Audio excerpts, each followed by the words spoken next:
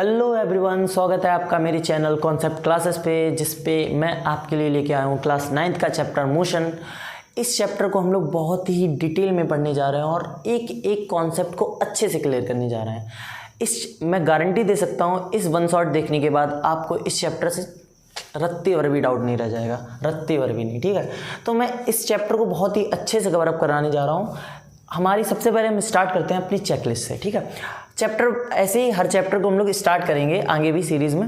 Checklist से start करेंगे, थोड़ा 5-10 मिनट तक उसको समझेंगे और फिर मूव ऑन करेंगे हमारे पूरे चैप्टर को, जिससे हमें चैप्टर एक छोटे वे में समराइज हो जाता है। ये चैप्टर पूरी एनसीईआरटी, ये चैप्टर जो चैप्टर के टॉपिक्स हैं पूरे एनसीईआरटी बेस्ड हैं। तुम एनसीईआरटी में भी देख सकते हो और तुम्हारे सिलेबस बेस्ड भी होंगे अगर तुम सीबीएसई ओरिएंटेड या कोई भी बोर्ड जहाँ पे एनसीईआरटी चलती है। ठीक है, तो उसके पूरे टॉपिक्स हैं और इन सभी टॉपिक्स को हम लोग पढ़ने जा रहे हैं। ठीक है, तो सबसे पहले हम लोग चेकलिस्ट में समझते हैं द टर्म मोशन। मोशन होता क्या? मोशन का मतलब होता है कोई भी बॉडी अपनी पोजीशन को चेंज करे। मतलब मैं यहाँ से यहाँ, यहाँ से यहाँ, यहाँ से वहाँ अपनी पोजीशन को चेंज करे with respect to time, time के हिसाब से, और जो देख रहा है, जो ऑब्जर्व कर रहा है, जो रेफरेंस में है, जो रेफरेंस पॉइंट है उसके हिसाब से। अब ये रेफरेंस पॉइंट, ऑब्जर्वर वगैरह क्या होता है समझेंगे सब कुछ धैर्य से। ठीक है, तो फिर मोशन, ये मोशन समझ गया। जब मोशन समझ गया तो यूनिफॉर्म, इसके दो टाइप होते हैं, यूनिफॉर्म और नॉन यूनिफॉर्म। यूनिफॉर्म मोशन क्या होता है? जब कोई भी बॉडी साथ में, मतलब कि एक सेम स्पीड से, एक कांस्टेंट स्पीड से, कांस्टेंट एक सेम स्पीड से अपनी पोजीशन को चेंज करे। अपनी पोजीशन मतलब मैं चल रहा हूँ यहाँ 1 कदम 1 सेकंड में, दूसरा कदम दूसरे सेकंड में, तीसरा कदम तीसरे सेकंड में, मतलब एक कदम 1 सेकंड में तो दूसरा कदम 2 सेकंड में। मतलब मैं टाइम ले रहा हूँ, बराबर टाइम ले रहा हूँ, एक सेकंड का टाइम ले रहा हूँ। मतलब हर सेकंड में मैं अपनी पोजीशन को चेंज कर रहा हूँ और बराबर पोजीशन को चेंज कर रहा हूँ। तो ये बराबर वाला जो टर्म है, कांस्टेंट वाला टर्म, ये दिखाता है मैं यूनिफॉर्म वेलोसिटी, यूनिफॉर्म मोशन को। यूनिफॉर्म वेलोसिटी, यूनिफॉर्म स्पीड वगैरह सब कुछ होती है, धैर्य से पढ़ेंगे सब कुछ समझेंगे। ठीक है, तो नॉन यूनिफॉर्म, अब नॉन यूनिफॉर्म क्या होता है? ऐसे ही यूनिफॉर्म में नहीं है, नॉन यूनिफॉर्म। यूनिफॉर्म में मतलब एक फॉर्मल, अच्छा मतलब एक फॉर्मल तरीके से वो चल रहा है। नॉन यूनिफॉर्म ऐसे ही, इधर कहीं 1 मीटर, कहीं 2 मीटर, कहीं 3 मीटर, ऐसे ऐसे कैसे भी चल रहा है, अपनी वेलोसिटी को घटा रहा है, स्पीड को बढ़ा कर कुछ भी कर रहा है। ठीक है, तो उसको हम लोग नॉन यूनिफॉर्म बोल देंगे। अब फिजिकल क्वांटिटी, फिजिकल क्वांटिटी क्या होती है? फिजिकल क्वांटिटी का मतलब होता है वो वाली क्वांटिटीज़ जिसको हम लोग मेज़र कर सकें। अच्छा, मैंने कहा कि मेज़र करो बोतल, बोतल में क्या कुछ बताया? नहीं बताया। मैंने कहा मेज़र बोतल करो, बोतल को मेज़र करो। क्या बोतल को मेज़र करो? नहीं समझ में आया ना? तो तुम बोतल को मेज़र नहीं कर सकते, बट मैंने कहा बोतल के वॉल्यूम को मेज़र करो। वैसे यहाँ पे एक बोतल है तभी मैं कर रहा हूँ ऐसे ऐसे, बोतल के वॉल्यूम को मेज़र करो। मैंने कहा बोतल की हाइट को मेज़र करो। मैंने कहा बोतल की वॉल्यूम को मेज़र करो, बोतल की हाइट को मेज़र करो, इसमें कितनी इसकी डेंसिटी है वो मेज़र करो। तो ये सब कुछ तुम मेज़र करके बता सकते हो, ये सब कुछ तुम बता सकते हो कि ये क्वांटिटीज़ क्या है। तो जो भी क्वांटिटी को मेज़र कर लो उसको बोलते हैं physical quantity.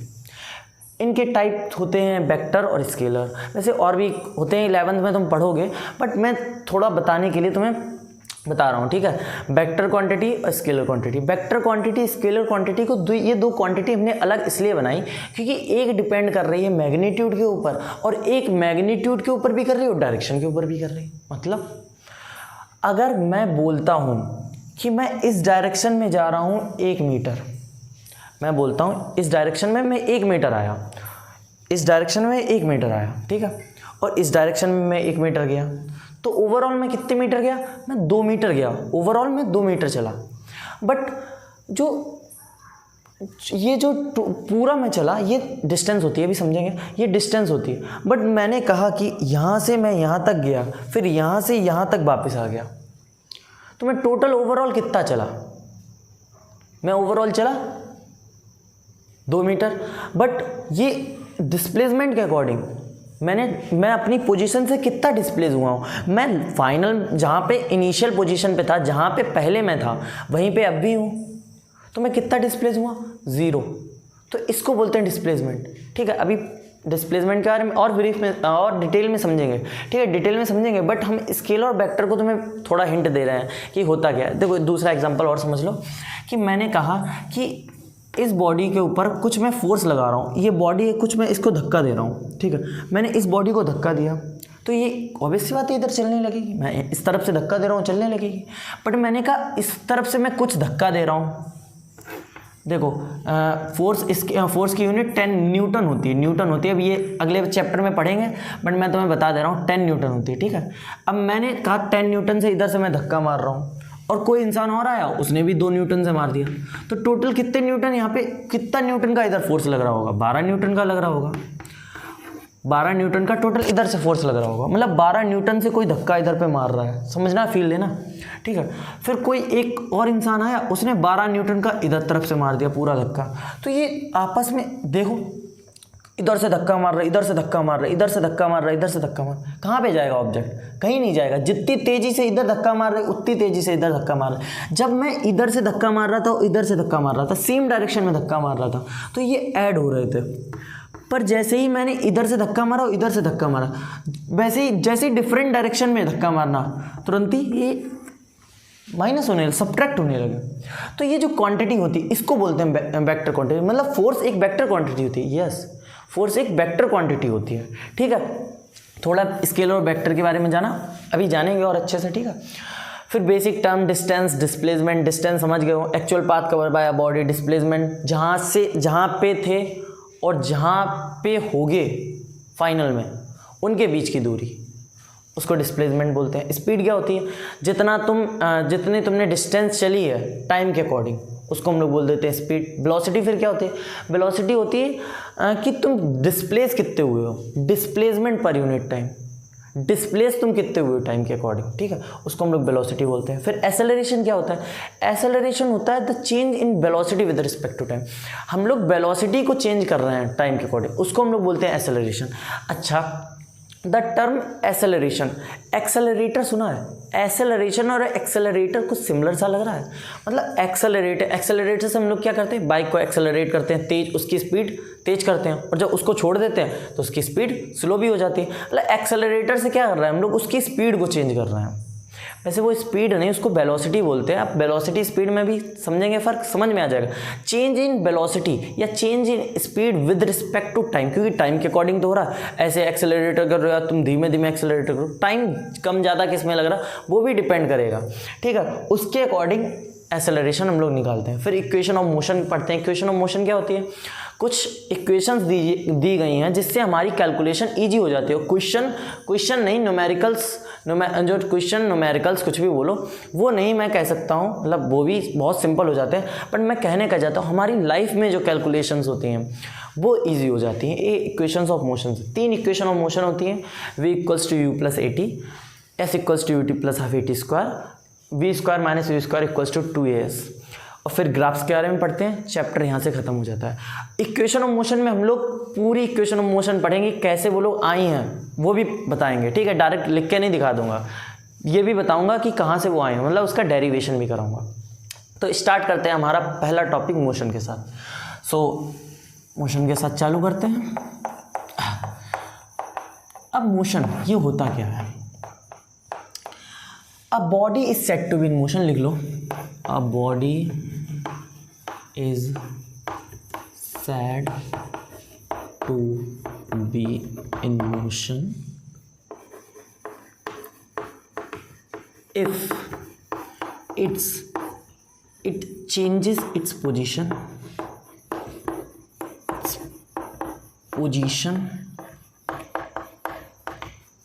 with respect to time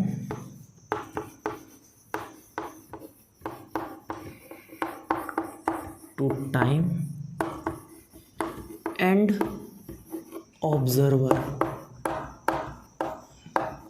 भैया कह दो, भैया जब तक आपने इतना लिखवाया था, कितना, a body set to be in motion with if its changes its position with respect to time, यहाँ तक जैसे ही लिखवाया था, मतलब कि एक बॉडी है तब कहलाएगी अपनी पोजीशन को चेंज, मतलब एक बॉडी अपनी पोजीशन को चेंज कर रही है टाइम के हिसाब से, तब वो कहलाएगी मोशन में। पर जैसे ही आपने ये लिख दिया द टर्म ऑब्जर्वर, यहाँ से हमें नहीं समझ में आया कि ऑब्जर्वर का क्या मतलब आ गया यहाँ पे। और सच बताऊँ, ये ऑब्जर्वर सबसे ज़्यादा इम्पोर्टेंट है। अगर यहाँ पे तुम नहीं लिखते हो तो बहुत बड़ी गलती कर रहे हो। कैसे कर रहे हो, एग्जाम्पल से समझते हैं मस्त सा। अब द टर्म ऑब्जर्वर, सॉरी चौक गिर गई यार, उठा ली, ठीक है। तो ऑब्जर्वर क्या होता है? अच्छा, मैं इसको तुम्हें बताता हूँ एक अच्छे से एग्जाम्पल के साथ। मान लो ये हमारी अर्थ है और ये कोई एलियन है, कुछ हमारे ऐसा दिखता होगा, ठीक है। ये अर्थ है, ये एलियन है। यहाँ पे बैठा हूँ मैं, यहाँ पे पढ़ा रहा हूँ मैं, और यहाँ पे कहीं तुम पढ़ रहे होगे, ठीक है। यहाँ पे मैं पढ़ा रहा हूँ, यहाँ पे तुम पढ़ रहे हो। तो मैंने तुम्हें देखा कि अरे तुम पढ़ रहे हो, तुम तो बैठे हो आराम से, पढ़ रहे हो, सोफे पे बैठे हो या गद्दे पे बैठे हो या लेट के पढ़ रहे हो, उठ जाओ चलो कोई नहीं, वैसे उठ के पढ़ी जाती है, ठीक है। तो मैंने कहा तुम लेट के पढ़ रहे हो, मतलब तुम रेस्ट में हो, अपनी पोजीशन को चेंज ही नहीं कर रहे हो, ठीक है। तुम अपनी पोजीशन को चेंज नहीं कर रहे हो। तुम अपनी पोजीशन को जब चेंज नहीं कर रहे हो तो तुम मोशन में नहीं हो, तुम रेस्ट में हो, कि तुम अभी रुके हुए, ठहरे हुए हो। पर मेरे हिसाब से, क्योंकि जो एलियन ऊपर देख रहा होगा, जो ये देख रहा होगा, ये क्या देख रहा होगा? ये देख रहा होगा कि अरे ये अर्थ जो है वो रिवॉल्व कर रही है, रोटेट भी कर रही है, मतलब ये मोशन में है, चल रही है, मोशन में है। ये परमानेंट, ये अर्थ जो हमारी है ये परमानेंट रोटेट कर रही है, रिवॉल्व भी कर रही है, मतलब ये चल रही है। जब ये चल रही है तो हम भी चल रहे हैं, जब ये चल रही है तो हम भी चल रहे हैं, और हम अगर चल रहे हैं तो हम मोशन में हुए। अच्छा, अब हम मोशन में हैं, इस एट दिस टाइम मैं मोशन में हूँ या रेस्ट में? तुम बता सकते हो? नहीं बता सकते हो। तुम कब बता सकते हो? तुम जब बता सकते हो जब मैं कोई चीज़ को गिवन दूँ, तुम्हें दूँ कि ऑब्जर्वर ये इसके हिसाब से बताओ, इसके हिसाब से बताओ। तो अगर तुमसे कोई पूछे कि तुम मोशन में हो, रेस्ट में हो, तो तुम क्या पूछोगे? तुम कहोगे कि तुम मुझे बताओ तो किसके ऑब्जर्व में, किसके रेफरेंस में, किसका कौन सा रेफरेंस, इसके हिसाब से, उसके हिसाब से। हिसाब जो ये हिसाब वाला है, इसके हिसाब, उसके हिसाब, इसको हम लोग बोलते हैं रेफरेंस। तो ये ऑब्जर्वर, या लिख लो रेफरेंस पॉइंट। रेफरेंस पॉइंट ये सुनने को मिल चुका होगा तो हड़बड़ा रहे होगे, तभी मैंने बता दिया रेफरेंस पॉइंट। तो ये जो रेफरेंस पॉइंट टर्म है, ये देखा कैसे डील कर रहा है। मैंने कहा कि तुम रेस्ट पे हो, तुम बैठ के पढ़ रहे हो, मैंने अपने हिसाब से बोला क्योंकि मैं क्या देख रहा हूँ। बट ये इसने एलियन ने देखा अर्थ चल रही है, मतलब तुम भी चल रहे हो, ठीक है। एग्जाम्पल से समझ में आया कि रेफरेंस पॉइंट और ऑब्जर्वर कहाँ पे डील कर रहा है। रेफरेंस पॉइंट और ऑब्जर्वर डील कर रहा है कि एक बॉडी को तुम रेस्ट में भी बोल सकते हो, मोशन में भी बोल सकते हो, अगर उसका रेफरेंस अलग अलग है। अब मानो कि मैं दौड़ रहा हूँ, ठीक है। मैं जब दौड़ के इस कुर्सी को देख रहा हूँ, जो मेरे पीछे कुर्सी रखी हुई है, मैं उसे देख रहा हूँ दौड़ के, तो मेरे अकॉर्डिंग जो वो कुर्सी है उसकी पोजीशन चेंज होगी, तो मेरे रिस्पेक्ट में वो कुर्सी मोशन में हो जाएगी, जबकि वो रेस्ट में है। अगर मैं ऐसे देख रहा हूँ तो वो रेस्ट में है, वैसे ही मैं भाग के देख रहा हूँ तो मोशन में हो गई। अच्छा, तुम ट्रेन पे बैठे हो, मान लो ट्रेन में बैठ के कोई लेक्चर ले रहा है हमारा, ठीक है, कोई नहीं, तो तुम ट्रेन में बैठ के देख रहे हो हमारा लेक्चर। अब तुमने पास में देखा, तुमने कहा पूरा सब कुछ पीछे जा रहा है यार, तुम्हारे रेफरेंस में, तुम्हारे ऑब्जर्व में सब कुछ पीछे जा रहा है, सब कुछ मोशन में, सब कुछ पीछे जा रहा है। तो ये क्या, ये भी तो मोशन हुआ, पर तुम्हारे रिस्पेक्ट में। जो बाहर खड़ा होकर देख रहा होगा उसके रिस्पेक्ट में तो पेड़ बाग वहीं का वहीं है, हिल ही नहीं रहा, कहीं जा ही नहीं रहा है। उसके रिस्पेक्ट में वो जो ट्रेन में तुम बैठे हो वो मोशन में है। तो सबके रेफरेंस में अलग अलग मोशन में होता है, मोशन में और रेस्ट में अलग अलग, और टाइम तो चल ही रहा है। तो हम लोग बोल देते हैं a body is set to be in motion. एक बॉडी मोशन में तभी कहलाएगी जब अगर वो अपनी पोजीशन को चेंज करेगी with respect to time as well as observer की जगह रेफरेंस पॉइंट बोल दो, कुछ भी बोल दो, बात एक ही है। नोट कर लो, अच्छे से स्क्रीनशॉट लेना, स्क्रीनशॉट ले लो, कुछ भी करो, अच्छे से समझ लो। ये था हमारा वर्ड मोशन। अब जानते हैं यूनिफॉर्म मोशन और नॉन यूनिफॉर्म मोशन। तो यूनिफॉर्म मोशन, सबसे पहले यूनिफॉर्म मोशन।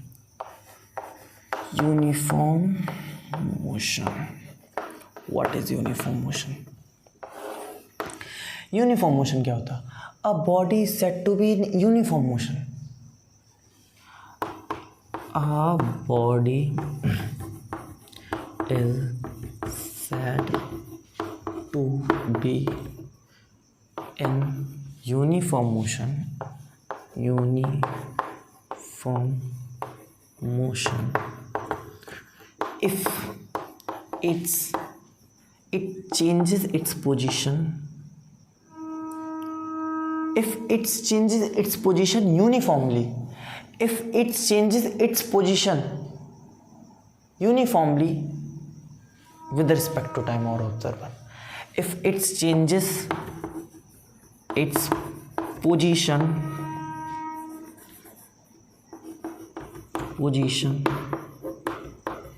uniformly, या तो कॉन्स्टेंटली लिख सकते हो, constantly its position uniformly with respect to time or observer. Respect to time or observer. ठीक है, तब उसको हम लोग क्या बोलेंगे? Uniform motion. मतलब जैसे मैंने अभी एग्जांपल दिया था, 1 कदम, 2 कदम, 3 कदम, तुम गिर रहे हो टिक टिक 1, टिक टिक 2, टिक टिक 3, तो टिक टिक 1, टिक टिक 2, टिक टिक 3. तो मैंने क्या 3 कदम 3 सेकंड में चले. मतलब ये जो मेरा मोशन है ये यूनिफॉर्म है, ये बदल नहीं रहा है, तो इसको हम लोग बोलेंगे यूनिफॉर्म मोशन. वैसे ही नॉन यूनिफॉर्म मोशन, तो नोट कर लिया होगा नॉन यूनिफॉर्म मोशन. अब अरे यार इरेज कर दिया है, कोई बात नहीं. तो non uniform motion,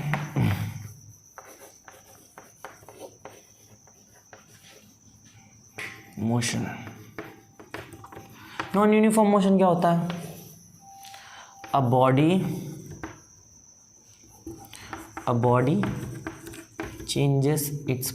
changes its position non uniformly.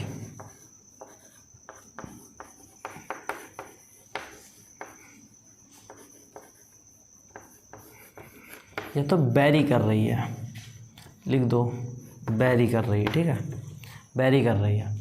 A body changes its position non uniformly with respect to time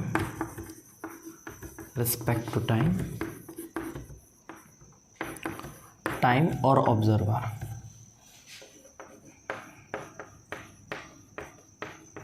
ठीक है, उसको हम लोग बोलेंगे नॉन यूनिफॉर्म मोशन.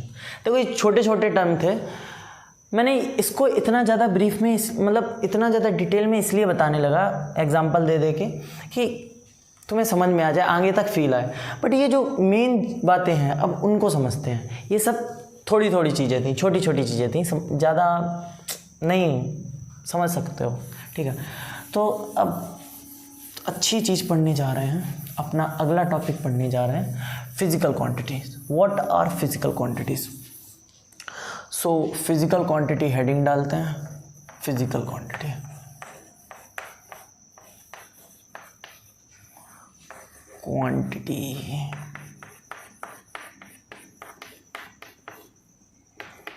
तो फिजिकल क्वांटिटी होती क्या? All those quantities which can measure, all those measurable units. छोटा लिख लो बिल्कुल, यूनिट्स. ठीक है, जिन भी चीज़ों को हम लोग मेज़र कर सकते हैं उनको हम लोग बोलते हैं फिजिकल क्वांटिटीज़. जैसे एग्जांपल लिख लो, एरिया, डिस्टेंस बता सकते हैं, डिस्प्लेसमेंट बता सकते हैं किसी बॉडी का, फोर्स बता सकते हैं कितनी एक्ट हो रही है उस पर, जैसे अभी बताया था एग्जांपल में. टाइम बता सकते हैं. ठीक है, वैसे ही हम लोग एक्सेलरेशन भी बता सकते हैं कि कितने एक बाइक का एक्सेलरेशन कितना है, कितनी स्पीड से कितनी स्पीड वो पर सेकेंड चेंज कर रही है, उसको एक्सेलरेशन बोलते हैं. बता सकते हैं ना, स्पीड बता सकते हैं, वेलोसिटी बता सकते हैं. अतः हो जाएंगी यार, लिखते लिखते मैं थक जाऊंगा. ठीक है, तो वेलोसिटी ETC लिख दो बस भाई। अब इसी में कुछ वेक्टर होंगी, वेक्टर से पहले स्केलर को समझते हैं। तो इसी में कुछ स्केलर होंगी,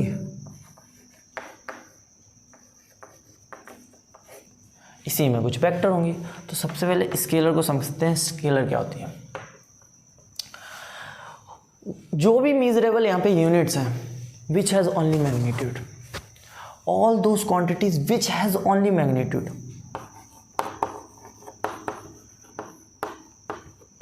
क्वांटिटीज। अब क्वांटिटीज क्या होती है, यही फिजिकल क्वांटिटीज के बारे में बात हो रही है। Quantities, quantities which has only magnitude. अब मैग्नीट्यूड क्या होता है, नया टर्म तो नहीं है किसी के लिए, अगर है तो सुधर जाओ जल्दी, अच्छे से पढ़ने लगो। नहीं बता देता हूँ, यहाँ पे अच्छे से पढ़ने लगोगे, ठीक है। मैग्नीट्यूड यानी वैल्यू, मैग्नीट्यूड का मतलब है वैल्यू, ठीक है। All those quantities which has only magnitude या वैल्यू, जो भी क्वांटिटीज जिसके पास सिर्फ और सिर्फ मैग्नीट्यूड है, उसे डायरेक्शन से फ़र्क नहीं पड़ता, डायरेक्शन से घंटा फ़र्क नहीं, कहीं पे भी जा रहे हैं कोई फ़र्क पड़ेगा नहीं पड़ेगा। मैंने कहा ये जो चौक है ये 5 सेंटीमीटर की, मैंने कहा ये 5 सेंटीमीटर की, ऐसे 5 सेंटीमीटर की, ऐसे 5 सेंटीमीटर की, ऐसे 5 सेंटीमीटर की, ऐसे, ये क्या कर रहे हो, पगला गए हो क्या? नहीं पगलाया नहीं हूँ, मैं बता रहा हूँ कि ये ऐसे भी 5 सेंटीमीटर की, ऐसे भी 5 सेंटीमीटर की, ऐसे भी 5 सेंटीमीटर, कहीं पे इसी डायरेक्शन से नहीं इफेक्ट हो रही, चाहे अप डायरेक्शन, चाहे डाउन डायरेक्शन, चाहे राइट, चाहे लेफ्ट वगैरह, नहीं फ़र्क पड़ रहा है इसे कोई फ़र्क नहीं पड़ रहा है डायरेक्शन से। 5 मीटर की तो 5 ही मीटर की, अरे सॉरी 5 सेंटीमीटर की, 5 सेंटीमीटर की है तो 5 सेंटीमीटर की ही है, इसे कोई फ़र्क नहीं पड़ रहा। बट मैंने तुम्हें फोर्स दिखाया था, फ़र्क पड़ रहा था भाई, ज़बरदस्त फ़र्क पड़ रहा था। क्या वो कह रहा था, अगर मैं इसको यहाँ से धक्का देता हूँ, सिर्फ यहाँ से धक्का दे रहा हूँ, सिर्फ यहाँ से, और एक और ने आके यहाँ से धक्का दे दिया तो जल्दी तेज़ चलने लगेगी। बट मैंने कहा यहाँ से इसको धक्का दिया, इसको यहाँ से धक्का दिया, तो ये आपस में रुक गई आके। मतलब पॉजिटिव और निगेटिव का खेल यहाँ पे हो रहा है, किसकी वजह से, बिकॉज ऑफ डायरेक्शन ओनली। तो यहाँ पे डायरेक्शन का खेल हो रहा है, उस क्वांटिटी को हम लोग बोलते हैं vector quantities. All those quantities which has direction as well as नहीं बोला, बोल दो यार, एज वेल एज डायरेक्शन, ठीक है। All those quantities which has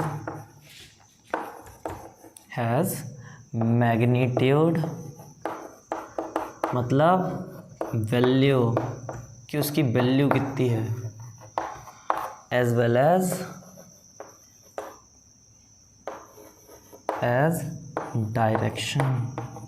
direction का बड़ा खेल है यहाँ पे। फॉर एग्जाम्पल फोर्स, यही डिस्प्लेसमेंट, यही वेलोसिटी,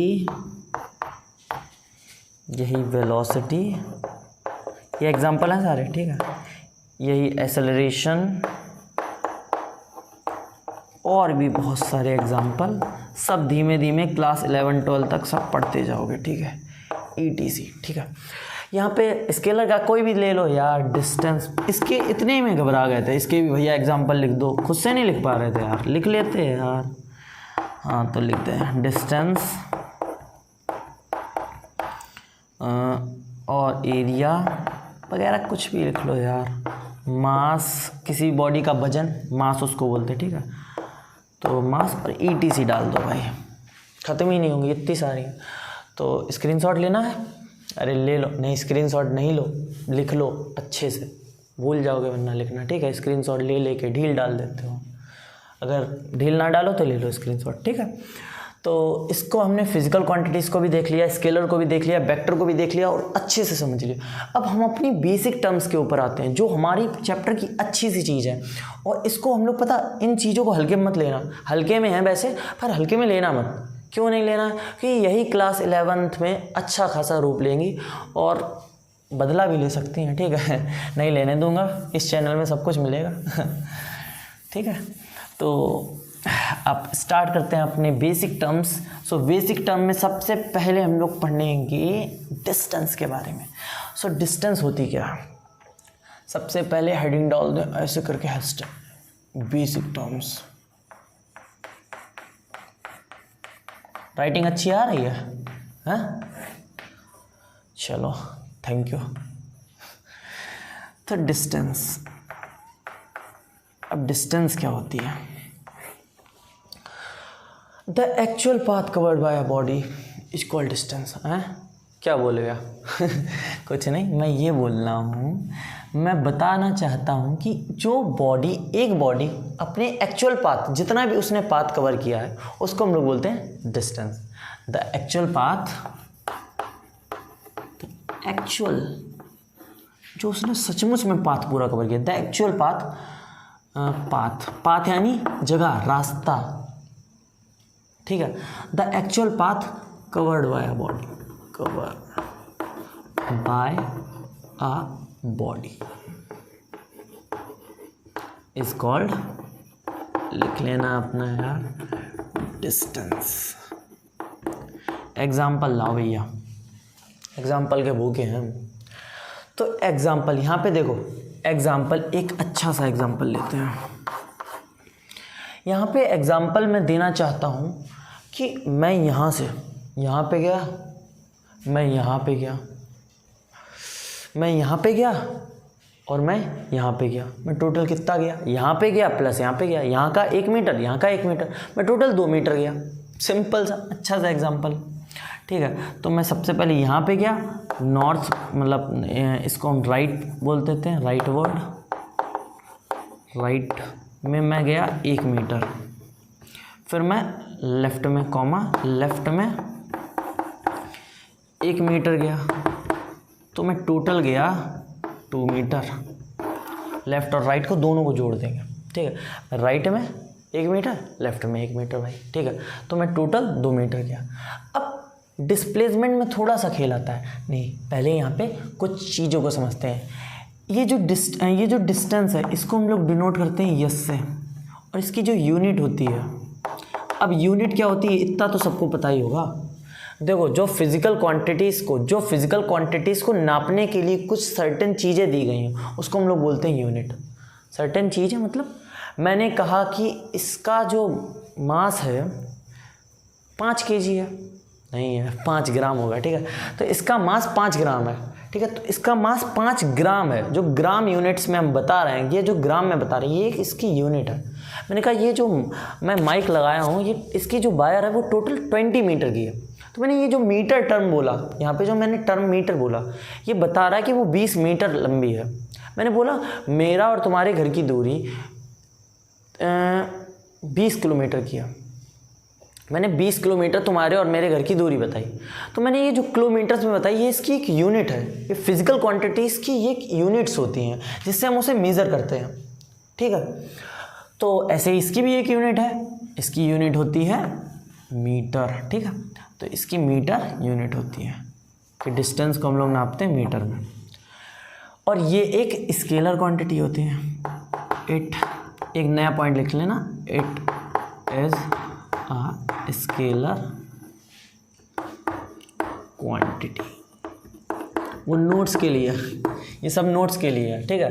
वरना तुम लोग को नोट्स तो यहाँ पे बन ही नहीं रहा है, सब कुछ बन रहा है, देखो सब कुछ मिल रहा है यार। डिस्प्लेसमेंट, अब डिस्प्लेसमेंट क्या है, देखो जो बॉडी यहाँ पे गई, यहाँ पे गई, ये सिर्फ इतना कह रहा है कि तुम जहाँ पे पहले थे मैंने तुम्हें वहीं पे पाया है, या तुम जहाँ पे पहले थे तुम उस जगह से इतना डिस्प्लेस हुए हो, तुम उस जगह से इतना हिले हो। उसे ये नहीं परवाह है, इन वाली जो वेक्टर वाली क्वांटिटीज़ होती हैं या जो यहाँ पे डिस्प्लेसमेंट है उसे ये नहीं परवाह है तुमने ज़िंदगी में पूरा काम कितना किया, उसे ये परवाह है कि तुम्हारी सक्सेस तुम्हें कितनी मिली। मतलब उसने कहा कि तुमने ज़िंदगी में कुछ भी काम किया हो, मतलब मैंने कुछ भी काम किया हो, फॉर एग्जांपल ये किया वो किया, सक्सेस नहीं मिली और आज यहाँ पे वो सक्सेस मिल गई अगर, ठीक है। तो ये जो मैंने काम किया, ये जो फाइनल काम है कि मेरी सक्सेस को देखना, ये डिस्प्लेसमेंट करती है। बट इसे जो डिस्टेंस होती है इसे सब पे परवाह है, ये देखती है कि कहाँ कहाँ तुम गए, क्या क्या तुमने किया, इससे सबसे मतलब है। बट इसे फाइनल काम से मतलब है सिर्फ। सो जो इनिशियल और फाइनल पॉइंट्स के बीच की दूरी होती है, ठीक है, ये it is also a distance, ये भी एक डिस्टेंस होती है। The shortest possible distance from initial and final point, the shortest possible distance from initial, अब इनिशियल मतलब स्टार्टिंग वाला, इनिशियल एंड फाइनल पॉइंट, इसको हम लोग क्या बोलते हैं, इसको हम लोग बोलते हैं डिस्प्लेसमेंट। सेम एज इसको भी एस से हम लोग डिनोट करते हैं, इसकी जो यूनिट होती है इसकी भी यूनिट मीटर ही होती है, बट ये एक वेक्टर क्वांटिटी होती है। It is a vector quantity, it is a vector quantity. Why it is a vector quantity, समझ गए होगे? नहीं समझे यार, समझ जाना चाहिए था, अभी तक कितनी बार बता चुका हूँ। चलो एक बार दोबारा बता देता हूँ। मैंने कहा मैं यहाँ पे गया 2 मीटर, ठीक है, मैं फिर 1 मीटर यहाँ पे गया, इसे ये नहीं परवाह तुम 2 मीटर यहाँ पे गए फिर 1 मीटर यहाँ पे चल गए, इसे ये परवाह है तुम इस पोजीशन से इस पोजीशन तक की कितने डिस्प्लेस हुए हो। तो इस पोजीशन से इस पोजीशन तक मैं 1 मीटर डिस्प्लेस हुआ हूँ। फॉर एग्जाम्पल यहाँ पे देख लेते हैं, ठीक है, इसने कहा कि तुम यहाँ से यहाँ गए पहले 2 मीटर, फिर तुम चल के आ गए यहाँ पे, मतलब टोटल तुम 2 मीटर गए थे पहले, फिर तुम 1 मीटर चल के आ गए हो। उसे ये नहीं परवाह तुम 1 मीटर चल के आए हो या नहीं आए हो। तो इस कंडीशन में जो तुम 2 मीटर गए हो फिर 1 मीटर आए हो, जो डिस्टेंस है वो कितनी हो जाएगी, जो डिस्टेंस हो जाएगी वो 3 मीटर हो जाएगी। बट जो डिस्प्लेसमेंट है कि फाइनल इनिशियल और फाइनल पॉइंट के बीच की दूरी वो तो 1 ही मीटर रह गई। मतलब जब तुम इस डायरेक्शन में जा रहे थे तब तुम ऐड कर रहे थे, देखो 2 मीटर एक और बार चलते हैं, अगर डिस्प्लेसमेंट के लिए देखो तो 2 मीटर फिर 1 और मीटर चल जाओ 3 मीटर, ऐसे चलते चले जाओगे 4 मीटर 5 मीटर। बट जैसे ही तुम इधर तरफ आए तुरंत ही तुमने सब्ट्रैक्ट कर दिया, किया ना। तो यहाँ पे ये जो फ़र्क आ रहा है एडिशन और सब्ट्रैक्शन का इस क्वांटिटी में क्यों आ रहा है, सिर्फ डायरेक्शन के बेसिस पे, ये डायरेक्शन पे डिपेंड हो रही है। तो डायरेक्शन पे डिपेंड हो रही है तो ऑब्वियस सी बात है क्या होगी, वेक्टर क्वांटिटी होगी। तो it is a vector quantity, लिख दिया हमने पूरा। अब देखो इसका स्क्रीनशॉट लेना हो ले लो, ठीक है, जो सपाट हट के, तो इसका स्क्रीनशॉट ले लिया होगा, ठीक है। अब इसको इरेज करते हैं और इसका एक दो क्वेश्चन लगाते हैं। बेसिक टर्म को क्यों इरेज कर दिया यार मैंने भी, चलो देखता हूँ। बेसिक टर्म ऐसा था ना,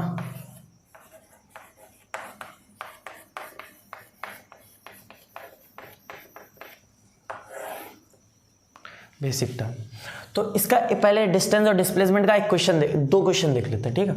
तो मैंने कहा कि एक बॉडी है, सबसे पहले वो जाती है 5 मीटर नॉर्थ में या 4 मीटर जाती है। एक बॉडी 4 मीटर नॉर्थ, डायरेक्शन आता है ना, डायरेक्शन आता हो नहीं आता है, चलो बता देता हूँ। देखो हमने कुछ चीज़ों को जैसे हम डिफ़ाइन कर लेते हैं वैसे इस चीज़ को भी हमने डिफ़ाइन कर लिया। क्या डिफ़ाइन कर लिया कि ऊपर की डायरेक्शन को हम लोग मानते हैं नॉर्थ, नीचे की डायरेक्शन को मानते हैं साउथ, राइट ईस्ट वेस्ट, ठीक है। लेफ्ट की तरफ वेस्ट, इधर की तरफ ईस्ट, ईस्ट की तरफ नॉर्थ, नीचे की तरफ south. North right hand east, left hand west south, north south east west, north south east west, ठीक है, समझ गए। तो नॉर्थ साउथ ईस्ट वेस्ट ऐसे हमने करके डिफाइन कर दिया। तो वैसे ही क्वेश्चन आता है कि कोई एक बॉय है, वो जाता है फर्स्टली 4 मीटर नॉर्थ की डायरेक्शन में, 4 मीटर नॉर्थ की डायरेक्शन में जाता है। फिर उसने कहा कि 2 मीटर वो जाता है ईस्ट की डायरेक्शन में, 2 मीटर ईस्ट की डायरेक्शन में। अगर मैंने इतनी लाइन को 4 मीटर माना है तो इसकी लगभग हाफ लाइन को हमने 2 मीटर मान लिया। कुछ गलत किया नहीं किया ना। तो इसको मैंने कहा कि ये 2 मीटर फिर इधर की तरफ जाता है। एक बॉय है, इधर से स्टार्ट करता है, वो जाता है 4 मीटर नॉर्थ की तरफ, फिर वो जाता है 2 मीटर ईस्ट की तरफ, फिर उसने कहा कि वो जाता है 8 मीटर वो जाता है साउथ की तरफ, 8 मीटर वो साउथ की तरफ जाता है, मतलब 8 मीटर साउथ की तरफ जा रहा है, ठीक है। फिर उसने कहा कि वो जाता है 4 मीटर वेस्ट की तरफ, 4 मीटर, फिर वो वेस्ट की तरफ चला गया, इधर से 4 मीटर, फिर वो वेस्ट की तरफ चला गया। तो उसने ये कहा कि find the distance and displacement of a body. इस ओवरऑल ग्राफ में उसकी कितनी डिस्टेंस थी और कितनी डिस्प्लेसमेंट थी। तो डिस्टेंस निकाल सकते हो सिंपल, सबको प्लस कर दो कि पहले उसने 4 मीटर गया, फिर 2 मीटर गया, 4 मीटर गया, 2 मीटर गया, फिर 8 मीटर गया, फिर 4 मीटर गया, तो कितने हो गए 18। तो उसने 18 मीटर टोटल वो चला है, बट वो अपनी जगह से कितना डिस्प्लेस हुआ, वो अपनी जगह से सिर्फ इतना ही तो डिस्प्लेस हुआ है, इतना थोड़ी डिस्प्लेस हुआ है, इतना ही तो डिस्प्लेस हुआ है अपनी जगह से। वो मतलब इधर पहले वो था और अब वो इधर है, तो अपनी जगह से वो इतना ही डिस्प्लेस हुआ है। और जो ये वाली लाइन है इसी को निकाल दो, इस वाली लाइन को निकाल दोगे तो डिस्प्लेसमेंट मिल जाएगी, और डिस्प्लेसमेंट हमारी आ जाएगी क्या, ये 2 मीटर है तो ये भी 2 metre, 4 metre 4 metre 2 metre 2 metre, rectangle बन गया, तो 2 मीटर हमारी क्या आ गई, डिस्प्लेसमेंट आ गई। अब थोड़े अच्छे क्वेश्चन देखो, इसी तरीके से क्वेश्चन आते हैं वैसे 9th तक की। तो फिर एक और क्वेश्चन आ जाता है कि एक लड़का है, वो चलता है एक सर्कुलर पाथ में ट्रैवल कर रहा है, वो 2.5 राउंड कवर अप करता है, वो 2.5 राउंड कवर अप करता है। कि एक लड़का है सर्कुलर पाथ में चल रहा है, ठीक है, वो 2.5 राउंड कवर अप करता है, मतलब पहले 2 राउंड चलता है, फिर हाफ राउंड चलता है, या 2.75 राउंड कवर अप करता है, 2.75 राउंड कवर अप करता है, मतलब पहले 2 राउंड चलता है, फिर आधा राउंड चलता है, फिर आधे से आधा राउंड चलता है, यानी फाइनल पोजीशन उसकी ये होगी। तुम्हें पता चल गई, पहले 1 राउंड चला, यहाँ पे स्टार्ट उसने किया, 1 राउंड चला, दूसरा राउंड चला, फिर आधा राउंड चला, फिर आधे से आधा राउंड चला, तभी तो 2.75 हो जाएंगे। तो 2.75 राउंड वो कवर अप करता है। अब उसने कहा डिस्टेंस डिस्प्लेसमेंट निकाल, तो डिस्टेंस डिस्प्लेसमेंट निकाल सकते हो ना, बट उसने एक चीज़ तुम्हें गिवन में दी थी, उसने कहा था कि जो तुम्हारी ये यहाँ पे ये जो रेडियस है, रेडियस उसने बता दी थी, उसने कहा ये रेडियस है तुम्हारी 7 मीटर की। अब निकालो, तो तुम सिंपल बता सकते हो कि उसने 1 राउंड कवर अप किया है, 1 राउंड यानी सर्कुलर पाथ में 1 राउंड कवर अप किया, यानी उसकी जो पेरीमीटर है, उसकी जो पैरामीटर है वही तो कवर अप की। इसकी पैरामीटर मतलब circumference, circumference of the circle क्या होती है, सरकमफ्रेंस ऑफ सर्कल क्या होती है, 2πr ही तो होती है, ये तो पढ़ा होगा 2πr। तो 2πr होती है सरकमफ्रेंस ऑफ द सर्कल। तो पहले उसने 2πr चला, फिर 2πr चला, फिर πr चला मतलब उससे आधा, फिर πr/2 चला, फिर πr/2 मतलब उससे भी आधा। अब ये क्या है मतलब रहने दो, ठीक है। तो 2.75 राउंड वो चला है टोटल। तो एक राउंड में टोटल कितना चला है, 2 × 22/7 × r मतलब 7। तो एक राउंड में वो चला है 44 मीटर। जब एक राउंड में 44 मीटर चला है तो 2.75 राउंड में कितना चला होगा, तो 2.75 राउंड में चला होगा 44 × 2.75, आंसर निकल आएगा। ये तुम्हारी आ जाएगी डिस्टेंस, मल्टीप्लाई कर लेना, ठीक है, डिस्टेंस आ जाएगी। फिर डिस्प्लेसमेंट क्या आएगी, अब डिस्प्लेसमेंट वाला अच्छा टॉपिक है।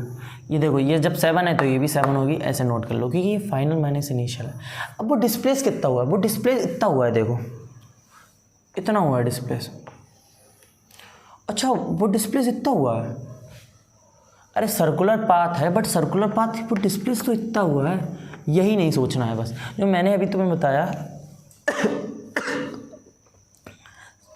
सॉरी, ठीक है, जो मैंने अभी तुम्हें बताया इधर से लेके इधर तक वो डिस्प्लेस हुआ है, नहीं, उसकी शॉर्टेस्ट पॉसिबल डिस्टेंस जो है वो डिस्प्लेस इतना हुआ है, वो अपनी इनिशियल पोजीशन से फाइनल पोजीशन से डिस्प्लेस इतना हुआ है। अब ये निकाल लोगे, ये वाली तो निकाल सकते हो ना पाइथागोरस थ्योरम से, 7² + 7² whole under root. Pythagoras theorem आती है ना, पाइथागोरस थ्योरम क्या कहती है, जो मान लो इस पॉइंट को मान लो ओ, इसको मान लो ए पॉइंट, इसको मान लो ओ पॉइंट, इसको मान लो सी पॉइंट। तो पाइथागोरस थ्योरम बोलती है जो सी ए है, यहाँ पे जो सी ए है मतलब हाइपोटेनियस है, देखो ये कर लेना, इसको इरेज करता हूँ, ठीक है। तो यहाँ पे पाइथागोरस थ्योरम बोलती है जो ये CA है, मतलब ये हाइपोटेनस है, CA का स्क्वायर जो होगा वो बराबर किसके होगा, इसके स्क्वायर मतलब OC के स्क्वायर प्लस OA के स्क्वायर के बराबर होगा। तो CA का स्क्वायर कितना, वही तो निकालना है, CA का स्क्वायर इक्वल्स टू OC का स्क्वायर यानी 7 का स्क्वायर प्लस 7 का square, 49 plus 49 equals to CA whole under root लगा दो, 49 कितने होते हैं, 98 होते हैं, और ये आ जाता है होल रूट CA। अब देखो तो ये कितना 49 इंटू 2, 49 बार आ जाएगा, 49 रूट 2 आ जाएगा answer, CA equals to 49 root 2। अब यहाँ पे जो इम्पोर्टेंट चीज़ है वो क्या है कि पेपर में ऐसे नहीं छोड़ के आना है, पेपर में छोड़ के आना है 49 रूट 2 मीटर्स, ठीक है, ऐसे छोड़ के आना है, मीटर लिखना है ठीक है, यूनिट लिखना इंपॉर्टेंट थी, ये बताना था और कुछ नहीं, ठीक है। सो उसके बाद अरे सॉरी 49 रूट 2 मैंने लिख दिया, सॉरी गलत कर दिया। इसको क्या लिख सकते हैं, अंडर रूट, अब पूरा बता देता हूँ, इसको लिख सकते हैं 49 इंटू 2, 49 को क्या लिख सकते हैं 7 इंटू 7 इंटू 2, तो 7 इंटू 7 यानी 7 बार आ जाएगा, तो 7 रूट 2, ठीक है, 7 रूट 2 मीटर्स आंसर आ जाएगा, गलत कर दिया सॉरी, ठीक है, 7 रूट 2 ऐसे करके आंसर आ गया। तो ये हमने थोड़ा क्वेश्चन देखा। अब इसके बाद फर्दर हम लोग मूव ऑन कर रहे हैं अपने अगले टॉपिक स्पीड और वेलोसिटी पे। थोड़ा ध्यान से सुन लेना, थोड़े से अच्छे टॉपिक हैं स्पीड और velocity. So speed,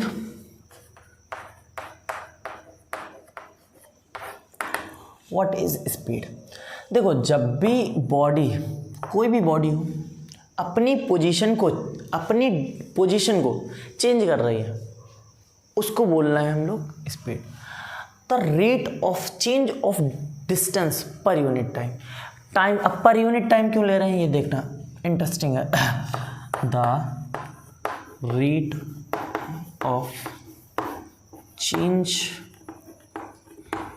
of displacement, अरे डिस्प्लेसमेंट नहीं,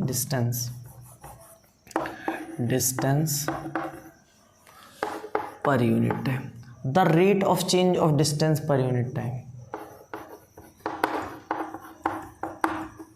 इज कॉल्ड स्पीड। बता तो दिया हमने, ठीक है। मतलब कोई भी बॉडी है अपनी डिस्टेंस को चेंज कर रही है टाइम के अकॉर्डिंग, उसको बोलना है हम लोग स्पीड।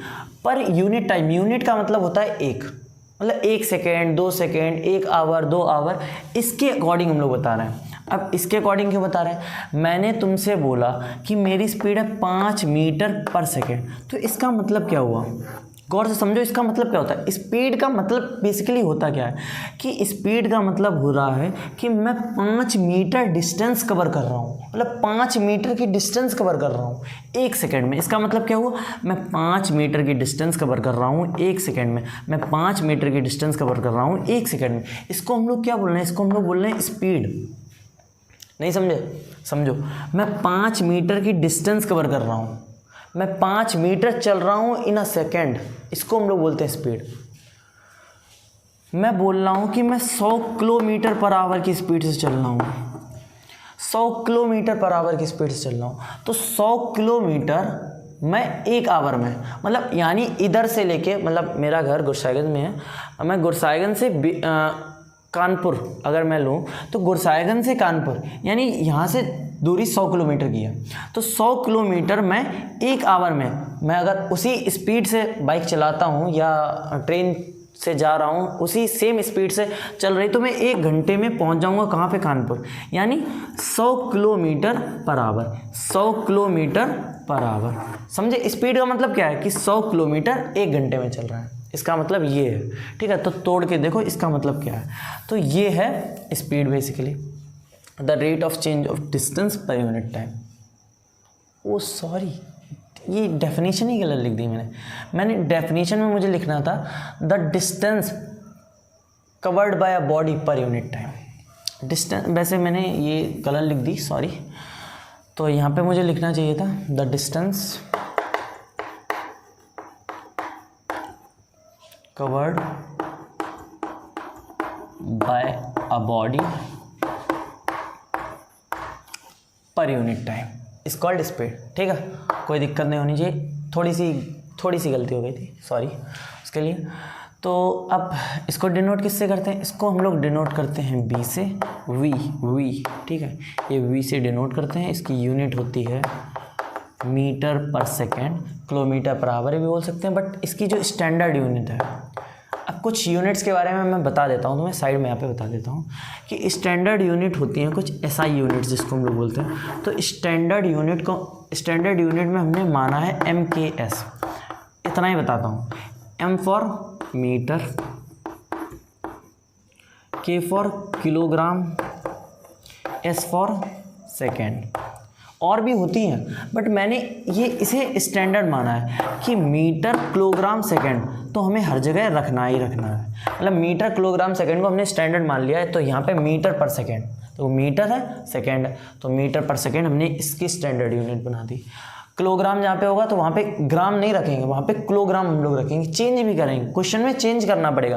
और कोई भी चीज़ किलोमीटर में है और दूसरी चीज़ सेकेंड में है, तो तुम्हें यहाँ पे किलोमीटर की जगह मीटर करना पड़ेगा। ठीक है, तो चेंज भी करना पड़ेगा, कोई दिक्कत नहीं होनी चाहिए।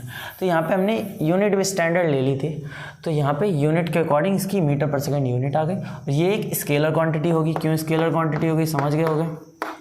कोई डायरेक्शन से खेला है? नहीं है, स्केलर है। ठीक है, अब इसी के बाद हम लोग देखते हैं अपनी वेलोसिटी को। तो वेलोसिटी क्या? वेलोसिटी कुछ नहीं, यहीं से पूरा चीप दो उठा के, द डिस्प्लेसमेंट लिख दो, displacement, the displacement covered by a body per unit time. अब देखो ये तो डिस्प्लेसमेंट के ऊपर डिपेंड ही कर रही है, तो ये ऑब्वियस सी बात है, ये भी वेक्टर क्वांटिटी होगी। इसको समझ लेते हैं, थोड़ी फील भी लेते हैं इसकी। वेक्टर होगी इसकी, जो इसको डिनोट हम लोग करते हैं वी से ही करते हैं और कुछ नहीं। इसकी जो यूनिट होगी मीटर पर सेकेंड ही होगी, बट इसमें साथ में डायरेक्शन और को लिखेंगे ऐसे ही। ठीक है, कोई दिक्कत नहीं है। अब वेक्टर, ये वेक्टर क्यों होगी कि मैंने कहा कि यहाँ से यहाँ कोई बॉडी गई, फिर यहाँ से यहाँ आई, यहाँ से यहाँ गई, यहाँ से यहाँ आई, उसे डिपेंड नहीं। उसने देखा कि यहाँ से यहाँ जाने में 1 सेकेंड लगा, यहाँ से यहाँ आने में 1 सेकेंड लगा, 1 मीटर थी दोनों जगह, तो टोटल जो डिस्टेंस हो गई वो 2 मीटर हो गई। टोटल जो टाइम हो गया वो 2 सेकेंड हो गया। तो 2 मीटर अपॉन 2 सेकेंड, 1 मीटर पर सेकेंड।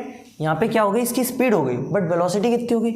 यहाँ से वो यहाँ गया, फिर यहाँ से यहाँ आ गया, तो उसकी जो डिस्प्लेसमेंट है वो 0 है। मतलब टाइम के अकॉर्डिंग, डायरेक्शन से खेल रही है ना, तो 0 हो गई डिस्प्लेसमेंट। 0 अपॉन 2, टाइम तो पूरा 2 लगा है, तो आंसर 0 ही आएगा। ठीक है, समझ गए? तो ऐसे करके वेक्टर क्वांटिटी होती है, समझ गए होगा? ठीक है, तो स्पीड को समझ लिया, स्पीड को समझ लिया, वेलोसिटी को भी समझ लिया। एवरेज स्पीड और एवरेज वेलोसिटी को और समझ लेते हैं। तो यहाँ पे नहीं, चलो अलग देख लेते हैं थोड़ा। तो एवरेज वेलोसिटी और एवरेज स्पीड को भी समझ लेते हैं। तो एवरेज वेलोसिटी और एवरेज स्पीड क्या होती है? देखो, एवरेज वेलोसिटी और एवरेज स्पीड को हम लोग 2 तरीके से डिफाइन करते हैं। हम लोग एवरेज वेलोसिटी को बेसिकली पढ़ेंगे अच्छे से, क्योंकि वही काम की है। एवरेज स्पीड क्या होगी? एवरेज का मतलब क्या होता है? एवरेज निकाल दिया। मैंने कहा कि मेरे पास 10 फ्रूट हैं, मेरे पास 10 सेब हैं। ठीक है, मुझे 10 सेब और इसके पास 20 सेब हैं, इसके पास 30 सेब हैं। तो मैंने कहा मेरे पास 10 सेब हैं, इसके पास 20 सेब हैं, इसके पास 30 सेब हैं। 3 लोगों के पास एक के पास 10 सेब हैं, एक के पास 20 सेब हैं, एक के पास 30 सेब हैं। तो मैंने कहा एवरेज में कितने हैं? मतलब अगर कुछ इसे दे दो, कुछ ये इसे दे दे, आपस में बांट ले, तो हमारे पास एक एवरेज मिलेगा, एक एवरेज वैल्यू मिलेगी जो तीनों को बराबर कर देगी। तो हम लोग एवरेज कैसे निकालते थे? 10 + 20 + 30 बाई 3 लोगों में बट रही है 3, ऐसे निकालते थे। 10 + 20 + 30, टोटल कितना होगा 60/3, 20 आ जाएगा। अब 20 ये क्या आया, एवरेज में आया कि 20 इसके पास सेम, 20 इसके पास, 20 इसके पास, ये एवरेज निकला। तो वैसे ही स्पीड में हम लोग एवरेज निकालते हैं कि मैंने कहा पहले 500 मीटर तक की मैंने 100 की स्पीड से बाइक चलाई, फिर अगले 500 मीटर तक मैंने 200 किलोमीटर पर आवर की स्पीड से बाइक चलाई, तो मैंने एवरेज में कितनी चलाई मैं निकाल सकता हूँ। तो निकालने के लिए जो फॉर्मूला होता है वो भी बताते हैं। तो एवरेज स्पीड और एवरेज वेलोसिटी के लिए फॉर्मूला होता है। वैसे वेलोसिटी मेन यहाँ पे है। अब समझ गए हो है क्या, ये समझ गए होगे। तो इसके लिए एक फॉर्मूला होता है। वैसे 2 फॉर्मूले होते हैं, दोनों को नोट करना है कि जो एक होती है डिस्प्लेसमेंट के ऊपर फॉर्मूला, डिस्प्लेसमेंट या डिस्टेंस के ऊपर फॉर्मूला, और एक होता है उसकी स्पीड के ऊपर फॉर्मूला, उसकी वेलोसिटी के ऊपर फॉर्मूला। तो वेलोसिटी के ऊपर फॉर्मूला होता है कि दोनों जितनी भी वेलोसिटी हैं, मतलब दोनों वेलोसिटी, जो तुम्हारी इनिशियल वेलोसिटी है, इनिशियल वेलोसिटी को u से रिप्रेजेंट करते हैं, और जो तुम्हारी फाइनल वेलोसिटी है दोनों को प्लस करो, अपॉन में 2 कर दो। यहाँ पे u क्या है, वेयर u क्या है, u है इनिशियल वेलोसिटी,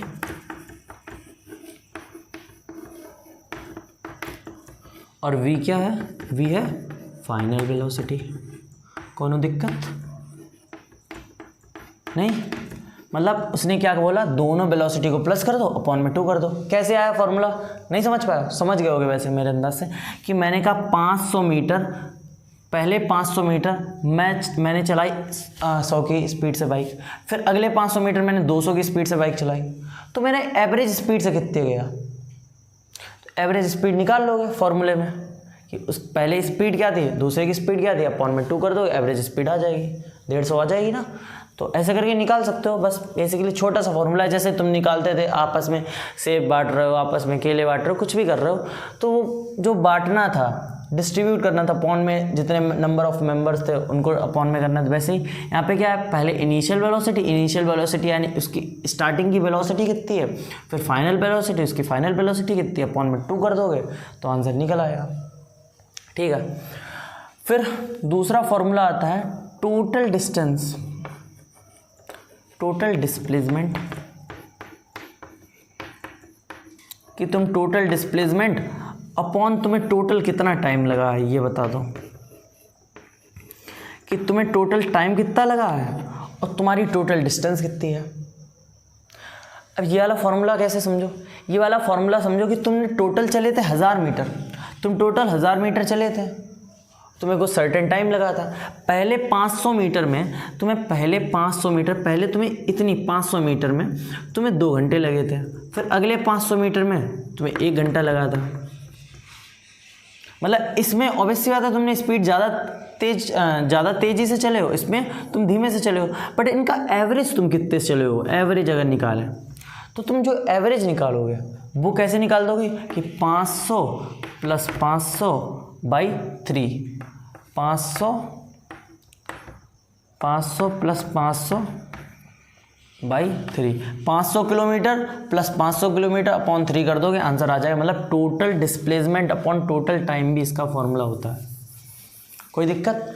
तो ऐसे हमने इसके एवरेज स्पीड और एवरेज वेलोसिटी के फॉर्मूले देखे, एवरेज वेलोसिटी के फॉर्मूले देखे दो, u + v/2, initial velocity final velocity represent करने का तरीका है कि हमने मान लिया है कि u को हम लोग बोलते हैं इनिशियल वेलोसिटी, v को हम लोग बोलते हैं फाइनल वेलोसिटी, अपॉन में 2 कर देंगे, आ जाएगा एवरेज वेलोसिटी।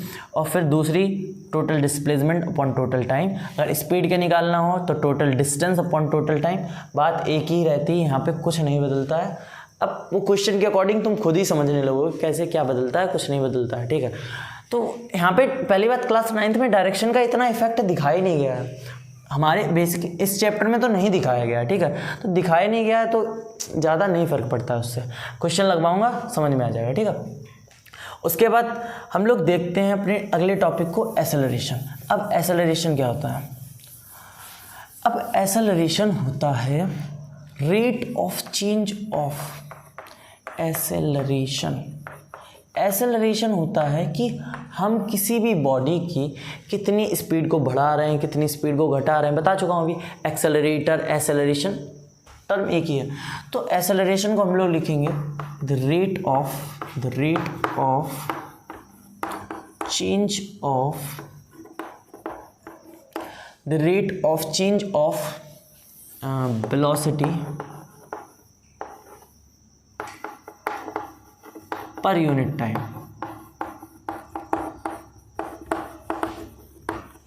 मतलब कि हम लोग वेलोसिटी को कितने टाइम में, कितने पर यूनिट टाइम में चेंज कर रहे हैं। द रेट ऑफ, कितना रेट है वेलोसिटी को चेंज करने में टाइम के रिस्पेक्ट में। तो टाइम के रिस्पेक्ट में हम वेलोसिटी को कितने टाइम के रिस्पेक्ट में चेंज कर रहे हैं। मतलब मैंने एक्सेलरेटर लिया, मुझे एक सेकेंड लगा। जैसे मैंने क्या किया, मैंने 1 सेकेंड में एक्सेलरेटर ऐसे पकड़ा, मैं अभी 0 की स्पीड में एक्सेलरेटर ऐसे पकड़ा, तुरंत ही खींच दिया, 100 की स्पीड में पहुंच गया। मुझे सिर्फ और सिर्फ 5 सेकेंड लगे, मैं 100 की स्पीड में पहुंच गया। तो ये जो 5 सेकेंड में मैं 100 किलोमीटर पर आवर की स्पीड में पहुंच गया इन जस्ट 5 सेकेंड। या अगर मैं बोलूं कि मैं 100 मीटर पर सेकेंड की स्पीड में पहुंच गया, कि मैं 100 मीटर इन जस्ट 1 सेकेंड की स्पीड में पहुंच गया, 100 मीटर पर सेकेंड की स्पीड में पहुंच गया इन 5 सेकेंड्स में। 5 सेकेंड में मैं, जबकि 0 की स्पीड में था, 0 की स्पीड में मैं था और 100 मीटर पर सेकेंड की स्पीड में पहुंच गया 5 सेकेंड में। ठीक है, तो इसको हम लोग क्या बोलते हैं, इसको हम लोग बोलते हैं एक्सेलरेशन। तो 1 सेकेंड में कितनी, 1 सेकेंड में तुमने कितना रेट चेंज किया है। ये तो 5 सेकेंड में तुमने ओवरऑल 100 मीटर पर सेकेंड का रेट चेंज किया। 1 सेकेंड में तुमने कितना चेंज किया, यहाँ से इससे डिवाइड दे देंगे क्योंकि 0 है। इसका फॉर्मूला कैसे आ रहा है, अभी रुको थोड़ा, तो डिवाइड कर देंगे, 20 मीटर पर सेकेंड आंसर आ जाएगा। अभी 0 के रिस्पेक्ट में मैंने बताया कि मैं रेस्ट पे था। अब वही कोई कह दे कि मैं पहले ही से 10 मीटर पर सेकेंड की स्पीड से चल रहा था, फिर बाद में 100 मीटर पर सेकेंड की स्पीड से हुआ, 5 सेकेंड का टाइम लगा, तो कैसे निकालोगे। तो इसका बेसिक एक फॉर्मूला है कि वेलोसिटी को, जो फाइनल वेलोसिटी और इनिशियल वेलोसिटी को माइनस कर दो upon with respect to time, ऐसे हमें फॉर्मूला मिल जाएगा। बट थोड़ा नोट्स के लिए अच्छे से लिख लें। तो एक्सेलरेशन जो है हमारा, एक्सेलरेशन ये है, इसको ए से डिनोट करते हैं, इसकी यूनिट होती है, निकालेंगे अभी, बताऊंगा नहीं, ठीक है। ये एक वेक्टर क्वांटिटी होता है, समझ में आ गया होगा, वेक्टर क्वांटिटी होता है, ठीक है। ये एक वेक्टर क्वांटिटी होता है, डायरेक्शन से इफेक्ट होने वाला है, क्योंकि वेलोसिटी यहाँ पे है, ठीक है, क्योंकि वेलोसिटी एक वेक्टर क्वांटिटी थी, तो ये भी एक वेक्टर क्वांटिटी होती है, ठीक है। अब यहाँ पे जो एक्सेलरेशन ए है वो किसके ऊपर डिपेंड कर रहा है। जो हमारा एक्सेलरेशन है वो डिपेंड कर रहा है हमारी वेलोसिटी को चेंज होने में, किसके हिसाब से, टाइम के हिसाब से। तो यहीं से हमें फॉर्मूला मिल जाता है a = b - u upon t, जहाँ पे v क्या है, v है हमारी फाइनल वेलोसिटी, हमारा u क्या है, हमारी u है इनिशियल वेलोसिटी, और यहाँ पे t तो तुम्हें पता ही है, यहाँ पे टाइम है।